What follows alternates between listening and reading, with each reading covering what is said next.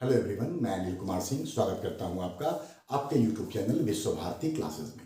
आज हम इतिहास से जुड़ा हुआ एक अत्यंत ही महत्वपूर्ण टॉपिक अकबर की धार्मिक नीति से संबंधित कुछ महत्वपूर्ण बातों पर आपके साथ चर्चा करने जा रहे हैं।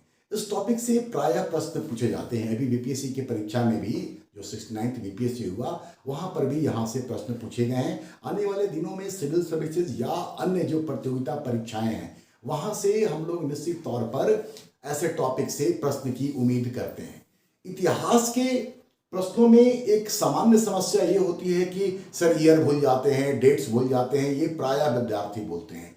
आज इस टॉपिक में हम एक और धार्मिक नीति जो अकबर की है उससे संबंधित जो डेट्स हैं, जो ईयर्स हैं, उसको भी सॉल्व करने का काम करेंगे। साथ ही साथ इससे जुड़ा हुआ जो कॉन्सेप्ट है उसको भी समझने का काम करेंगे। तो सबसे पहले हम लोग जो कुछ महत्वपूर्ण डेट्स हैं, जो वर्ष हैं, इस टॉपिक से जुड़ा हुआ उसको देखने का और उसको याद करने का काम करते हैं। और इसको याद करने के साथ साथ इससे जुड़ा हुआ जो अन्य बात होगा उसको भी हम साथ साथ बताते चलेंगे आपको। और इसके अलावा जो डेट्स आप बोर्ड पे देख रहे हैं, इसके अलावा भी कुछ और डेट आपको बहुत जल्द याद हो जाएगा। ज़्यादा इसमें कोई परेशानी वाली बात होगी नहीं। तो सबसे पहले कुछ डेट्स को आप देखिए अकबर के धार्मिक नीति से संबंधित। 1562 यहां पर दास प्रथा का अंत किया गया। 1563 तीर्थ यात्रा कर की समाप्ति की गई। 1564 अकबर ने जजिया कर को समाप्त करने का काम किया। 1575 अकबर ने इबादत खाना का निर्माण करवाया। 1578 ये इबादत खाना सभी धर्मावलंबियों के लिए खोल दिया गया, तब ये धर्म संसद कहलाने लगा। इसके बाद 1579 में दो काम हुए। एक तो खुतबा पढ़ना, हम पूरी कहानी फिर बाद में बताएंगे, पहले आपसे कितना याद रखें, खुतबा पढ़ना ये काम हुआ जून के महीना में, मतलब जून 1579 में। और फिर महजर की घोषणा, महजर क्या होता है इसके अगले पार्ट में बताएंगे, ये हुआ सितंबर के महीना में, ठीक है। और फिर अल्टीमेटली उसकी धार्मिक नीति की जो चरम स्थिति थी वो था 1582 में दिन ए इलाही। इतना डेट्स को पहले आप याद रखें, फिर इस पूरी कहानी को जो उसकी धार्मिक नीति से संबंधित है हम लोग अगले फेज में देखेंगे इसी वीडियो में। 1562 दास प्रथा, 63 तीर्थ यात्रा करके समाप्ति, 1564 जजिया की समाप्ति, 75 इबादत खाना का निर्माण, 78 धर्म संसद के रूप में इबादत खाने का स्थापित होना, 1579 खुतबा पढ़ना और महजर की घोषणा, और फिर 1582 दिन ए इलाही। 1 2 3 4 5 6 7 ये 7 डेट या वर्ष याद करना कोई मुश्किल काम नहीं होगा। एक बार आप इसको ध्यान से देखें, इस सीक्वेंस को दिमाग में रख लें। आपको अकबर की धार्मिक नीति से जुड़ा हुआ जो इस तरह का फेज है, 3 चरण जिसको हमने बात के रखा है, वो आपको समझना आसान हो जाएगा। तो इतना ईयर। अब इस ईयर में थोड़ा सा और पीछे की कुछ चीजों को देख लें। जैसे 1561 के ठीक एक वर्ष पहले 1561 में उसने मालवा पर अभियान किया, जो कि अकबर के समय में किया गया पहला अभियान था। इससे थोड़ा सा और पहले चले 1556, तो यहां पर अकबर का राज्याभिषेक होता है। थोड़ा सा और पहले चले तो 1542 यहां पर अकबर का जन्म होता है, ठीक है। तो 1561 में मालवा पर, 1556 में उसका राज्याभिषेक, 1542 में उसका जन्म होता है। अब 1564 यहां 75 से पहले 1571 में फतेहपुर सिकरी का उसने निर्माण कार्य शुरू करवाया, ये चीज सामने आता है।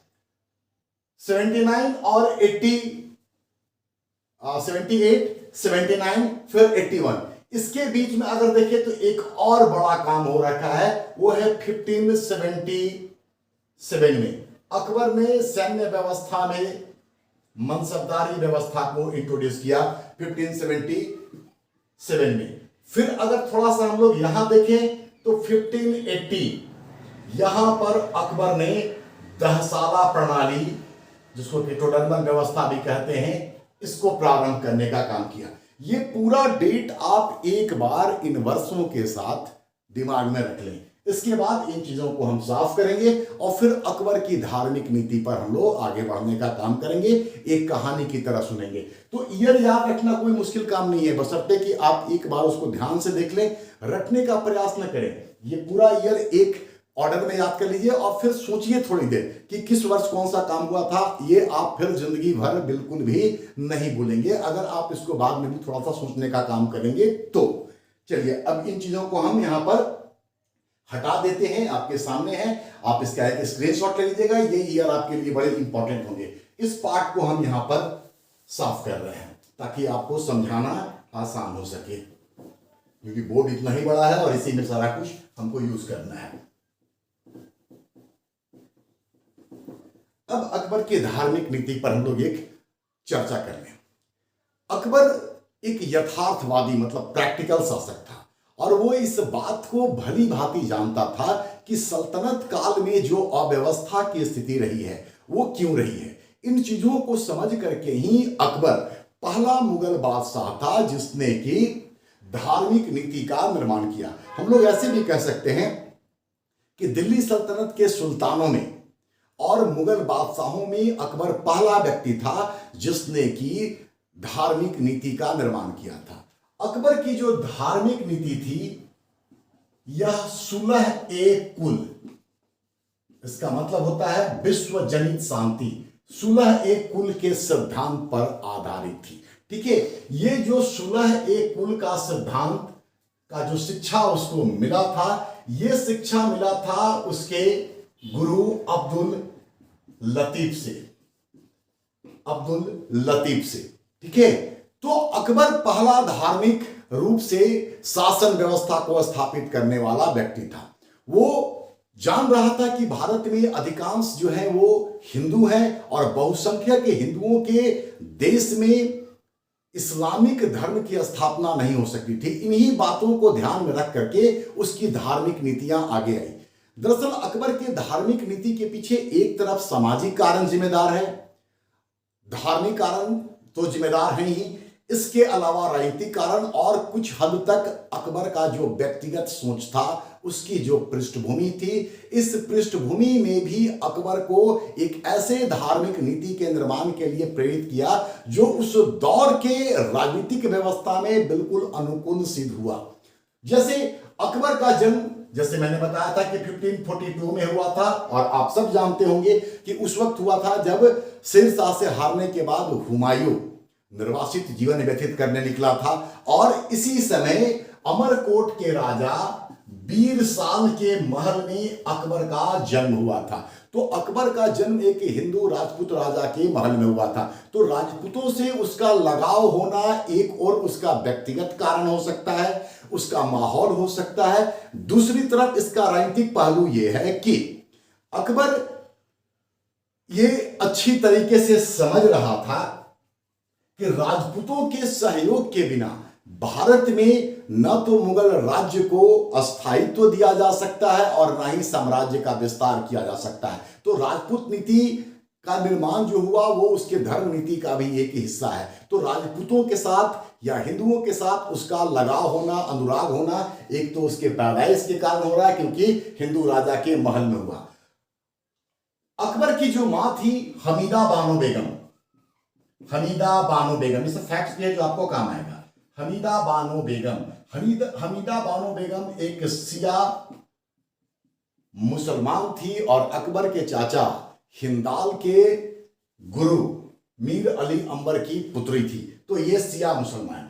अकबर के पिता हुमायूं सुन्नी मुसलमान, माता शिया मुसलमान। अब्दुल लतीफ जो उनके गुरु थे ये उदार प्रवृत्ति के व्यक्ति थे। इसके अलावा बैरम खान जो अकबर का संरक्षक था ये भी शिया मुसलमान था।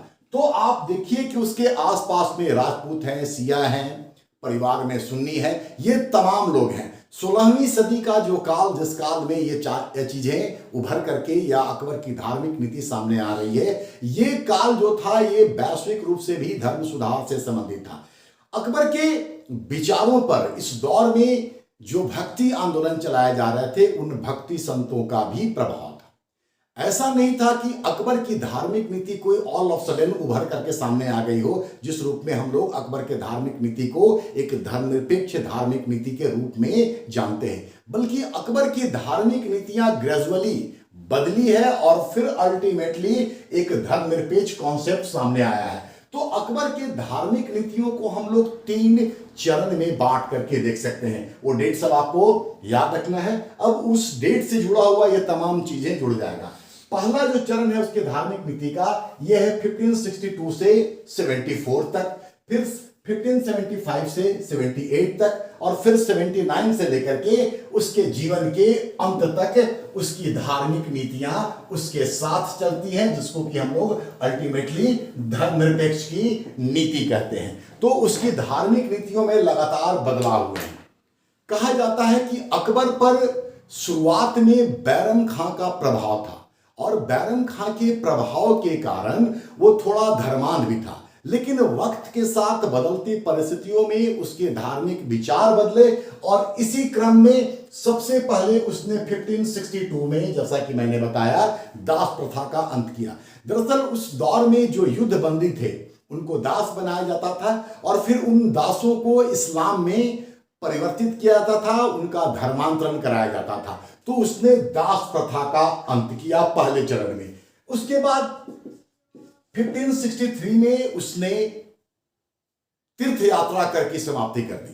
तीर्थ यात्रा कर की समाप्ति से राजस्व का बहुत बड़ा नुकसान हुआ, लेकिन अकबर जिस दृष्टिकोण को लेकर के चल रहा था उसके लिए यह आवश्यक था। इसके बाद फिर 1564 जजिया कर को समाप्त किया। जजिया भी मुगलों के राजस्व का बहुत बड़ा स्रोत था, और जब जजिया कर अकबर ने समाप्त करने का काम किया तो जो कट्टर उलेमा वर्ग के लोग थे, इन लोगों ने अकबर की जबरदस्त निंदा भी की थी।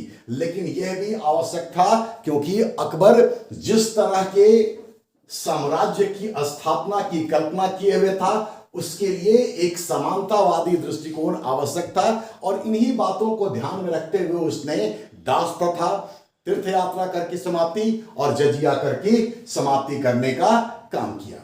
अकबर के विषय में कहा जाता है कि वो प्रारंभ से ही धर्म के संबंध में जानने की जिज्ञासा रखता था, और अकबर की इसी जिज्ञासा ने उसे साधु संतों, फकीरों, सन्यासियों, सूफी संतों, इन सब के संपर्क में लाने का काम किया। इसी क्रम में उसके जीवन में बदलाव आया, और उसके दृष्टिकोण में भी बदलाव आते चले गए। अपने धर्म के संदर्भ में उसकी जो जिज्ञासा थी, उस जिज्ञासा को शांत करने के लिए उसने 1575 में फतेहपुर सिकरी में इबादत खाने का निर्माण करवाया। यहां आपको फिर बता दें कि 1571 में फतेहपुर सिकरी का निर्माण प्रारंभ हुआ था, और फिर गुजरात विजय के बाद इसका नामकरण हुआ था फतेहपुर सिकरी। ठीक है, फतेहपुर सिकरी 15 वर्षों तक मुगलों का, ये सब जानकारी भी साथ साथ मिलता चले, 15 वर्षों तक मुगलों का राजधानी भी रहा था। लेकिन बाद में फतेहपुर सिकरी को त्याग दिया गया, क्योंकि वहां जल की समस्या उत्पन्न हो गई थी। तो खैर 1571 में फतेहपुर सिकरी का निर्माण शुरू हुआ, और 1575 में यहां पर इबादत खाना का निर्माण किया गया। इस इबादत खाने में हर एक बृहस्पतिवार या गुरुवार की रात में धर्म पे चर्चा होती थी। शुरुआत में इसमें बृहस्पतिवार की रात में इबादत खाने में इस्लाम धर्म पर ही चर्चा होता था, और शुरुआती दौर में जो कट्टर धार्मिक उलेमा वर्ग के लोग थे, धर्म के व्याख्याता थे, वो आते थे, जिसमें कि अब्दुल नबी, ये नाम भी याद रखिएगा, अब्दुल नबी और मुल्ला अब्दुल्ला प्रमुख थे। तो शुरुआत में इन लोगों को बुलाया गया, और इन लोगों ने धर्म के संदर्भ में बात बताई। जाहिर सा बात है कि ये कट्टर उलेमा वर्ग के लोग थे, तो इस्लाम धर्म के संबंध में ही ये लोग बात बताते थे। लेकिन धीरे धीरे अकबर धर्म के इन परंपरावादी बातों से उबने लगा, और फिर उसने इबादत खाने में कुछ उदारवादी प्रवृत्ति के मुस्लिम विद्वानों को भी बुलाया, जिसमें कि फैजी, अबुल फजल प्रमुख थे, और साथ ही साथ फैजी और अबुल फजल के पिता शेख मुबारक भी नाम याद रखिए, आगे इनकी भी भूमिका थोड़ी समझ में आएगी। तो ऐसे लोगों को फिर अकबर ने धीरे धीरे इबादत खाने में बुलाना शुरू हुआ। जब इन तमाम चीजों से भी अकबर उब गया, तब उसने 1578 में इबादत खाने को सभी धर्मों के लिए खोल दिया। जब सभी धर्मों के लिए खोल दिया गया तब यह हुआ कि यहां पर अन्य धर्म के लोग भी इस धार्मिक चर्चा में आने लगे, जिसके बाद इबादत खाने का जो स्वरूप था यह धर्म संसद के रूप में स्थापित हो गया। इस इबादत खाने में जिन लोगों को बुलाया गया उनके विषय में भी जान लें, यहां से भी क्वेश्चन आएगा। ईसाई धर्म, कहा जाता है कि अकबर ने ईसाई धर्म से संबंधित गोवा के पादरियों को 3 बार इबादत खाने में बुलाने का या उनको आमंत्रित करने का काम किया था। गोवा के पादरी 3 बार आए थे। हालांकि अकबर ईसाई धर्म से बहुत ज्यादा प्रभावित नहीं हो सका था इनके विचारों से जो इन पादरियों ने दिया था, लेकिन बावजूद इसके अकबर ने 4 स्थानों पर ईसाई पादरियों को चर्च या गिरजाघर बनाने की अनुमति प्रदान की थी। इसको याद रखें, HLKA मतलब हल्का, हल्का जैसे लिखते हैं ALK तो हल्का, HLKA इसका मतलब हुगली, L का मतलब लाहौर, K का मतलब कैम्बे जिसको हम लोग खंभात की खाड़ी भी कहते हैं, और A का मतलब आगरा। तो इन 4 स्थानों पर अकबर ने ईसाई पादरियों को चर्च बनाने की अनुमति प्रदान कर दी। HLKA याद रखिएगा, क्वेश्चन बनेगा तो आपके लिए बिल्कुल आसान हो जाएगा। H से हुगली, L से लाहौर, K से कैम्बे और A से आगरा। तो ईसाई पादरियों को गोवा से आमंत्रित किया गया और उनको 4 स्थानों पर चर्च बनाने की अनुमति दी गई। इसी तरीके से अकबर ने इस इबादत खाने में कई सारे महत्वपूर्ण जैन विद्वानों को भी बुलाने का काम किया। हीरा विजय सूरी, ये सब नाम आपके लिए बड़े इंपॉर्टेंट है। हीरा विजय सूरी ये जैन विद्वान हैं जिनको कि अकबर ने जगत गुरु की उपाधि दी थी। अकबर ने इनको जगत गुरु की उपाधि दी थी, ये जैन विद्वान है। इसी तरीके से जो दूसरा जैन विद्वान है उनका नाम है जीन चंद्र सूरी, जीन चंद्र सूरी, और इनको अकबर ने युग प्रधान की उपाधि प्रदान किया। इसके अलावा शांति जैन, शांति चंद्र जैन, ये जैन विद्वान भी बुलाए गए, और एक और जैन विद्वान जिनका का नाम था विजय सेन सूरी, विजय सेन सूरी। ये 4 जैन विद्वान इबादत खाने में आमंत्रित किए गए और इन लोगों ने भी अपने धर्म के संदर्भ में बताने का काम किया। इन लोगों के संपर्क में आकर के अकबर जो था वो जैन धर्म की अहिंसा की जो नीति है उससे अत्यंत ही प्रभावित हुआ। तो जैन धर्म से उसने अहिंसा को अपनाने का काम किया और बाद के तारीख में उसने अपने व्यक्तिगत जीवन में भी इन चीजों को एडॉप्ट करने का, अपनाने का काम किया था। इसके बाद उसने पारसी विद्वान, पारसी विद्वान में नाम है मेहर जी दस्तूर जी, इनको आमंत्रित किया और पारसी धर्म के प्रभाव में आकर के या इनसे जान करके इसने सूर्य को नमस्कार करने की पद्धति को अपनाया और दंडवत की व्यवस्था को अपनाई। इसी कारण से अकबर के महल में हमेशा जो थे वो अग्नि प्रज्वलित होते रहते थे। तो पारसी विद्वान मेहर जी दस्तूर जी भी आमंत्रित किए गए। हिंदू विद्वानों में पुरुषोत्तम और देवी ये भी आमंत्रित किए गए और हिंदू धर्म के प्रभाव में आकर के उसने जीव के आवागमन के सिद्धांत को समझने का काम किया। तो वो हिंदू धर्म से जीव के आवागमन के सिद्धांत को जानने का काम करता है। इन सभी लोगों के या इन सभी धर्मों के संपर्क में आने के बाद अकबर ने यह महसूस किया कि सभी धर्मों में सत्यता है और फिर उसको अपने ही धर्म के संदर्भ में जो विभिन्न प्रकार की अज्ञानता डाली गई थी, भरी गई थी, वो चीजें समाप्त हो गई। ये चीजें अकबर के जीवन में बदलाव लाने का काम करता है और ऐसी स्थिति में वो कट्टर उलेमा वर्ग से दूर होने लगता है। जाहिर सा बात था कि अकबर के ऐसे कार्य से कट्टरपंथी उलेमा वर्ग को कष्ट हो रहा था, क्योंकि उनका जो वर्चस्व बना हुआ था वो वर्चस्व अब खत्म हो रहा था। और अकबर ऐसा इसलिए भी करना चाहता था क्योंकि अगर कट्टर उलेमा वर्ग के प्रभाव में आकर के वो काम करता तो भारत में जो धर्मनिरपेक्ष राष्ट्र के निर्माण की कल्पना उसने कर रखी थी वो कभी भी फुलफिल नहीं होता। इसीलिए कट्टर उलेमाओं को धीरे धीरे उसने दूर करना शुरू किया। और जब इस बात को लेकर के कट्टर उलेमा में प्रॉब्लम होने लगा इस्लाम धर्म की व्याख्या को लेकर के, तब जाकर के उसका जो धार्मिक नीति के निर्माण का तीसरा चरण है वो शुरू होता है। तीसरा चरण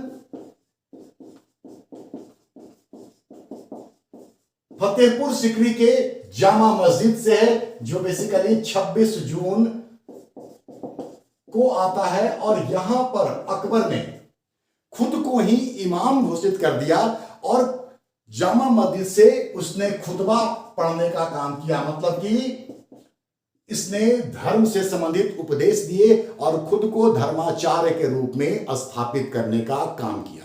ठीक है, फिर वही बात कि ऐसी स्थिति में उलेमा वर्ग को नाराज होना था, इस्लाम धर्म की व्याख्या को लेकर के अलग अलग विचार आने लगे। जब ये विभिन्न प्रकार के मतभेद उभर करके आने लगे तब अकबर ने सितंबर 1579 में जामा मस्जिद से ही महजर की घोषणा की। महजर को अमोघत्व भी कहते हैं, महजर को अमोघत्व भी कहा जाता है। क्या है महजर? उसके पहले ये जान लें कि इस महजर को तैयार करने का काम किया था शेख मुबारक ने, जिनके विषय में अभी हम थोड़ी देर पहले आपको बताते कि ये अबुल फजल और फैजी के पिता थे।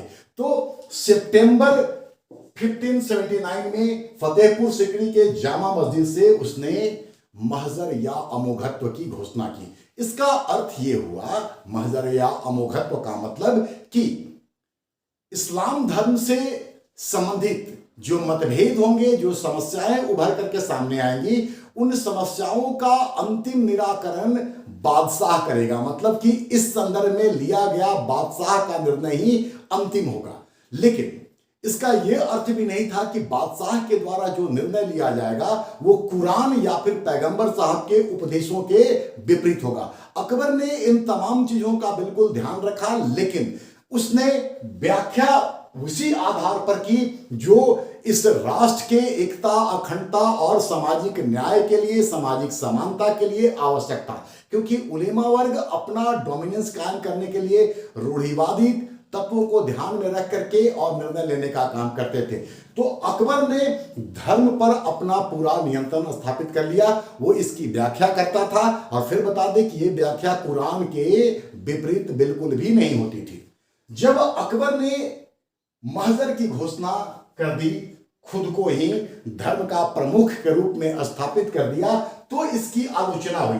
और इसकी आलोचना करने वाले में जो प्रमुख थे अब्दुल कादिर बदायूनी, नाम आपने सुना होगा। बाबरनामा का फारसी में अनुवाद अब्दुल कादिर बदायूनी ने ही किया था। और अब्दुल कादिर बदायूनी ये कट्टर मुसलमान था और इसने अकबर के प्रत्येक धार्मिक कार्यों का एक पूरा जो मतलब उसके विरोध में एक सूची बनाई थी।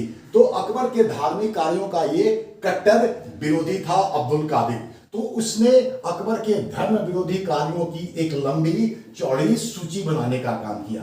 इस महजर की घोषणा को इतिहासकार स्मिथ, विंसेंट स्मिथ और उल्जले हेग, ये महजर को कहते हैं अचूक आज्ञा पत्र। अचूक आज्ञा पत्र, इसको अंग्रेजी में हम लोग बोलेंगे तो इनफैलिबिलिटी डिक्री कहा जाता है। तो उल्जले हेग और स्मिथ ने इसको अचूक आज्ञा पत्र कहा। साथ ही इन लोगों ने कहा कि अकबर एक ही साथ बादशाह भी बनना चाहता है और पोप मतलब कि ईसाई धर्म का प्रधान। तो ये लोग कहते हैं कि अकबर बादशाह और पोप दोनों बनना चाहता है। तो उसकी आलोचना की गई इन लोगों के द्वारा, उल्जले हेग, स्मिथ और अब्दुल कादिर बदायूनी के द्वारा। अपने धर्म निरपेक्ष नीति के अंतिम चरण में इसने, अकबर ने 1682 में फतेहपुर सिकरी से ही दिन ए इलाही की घोषणा की। दिन ए इलाही,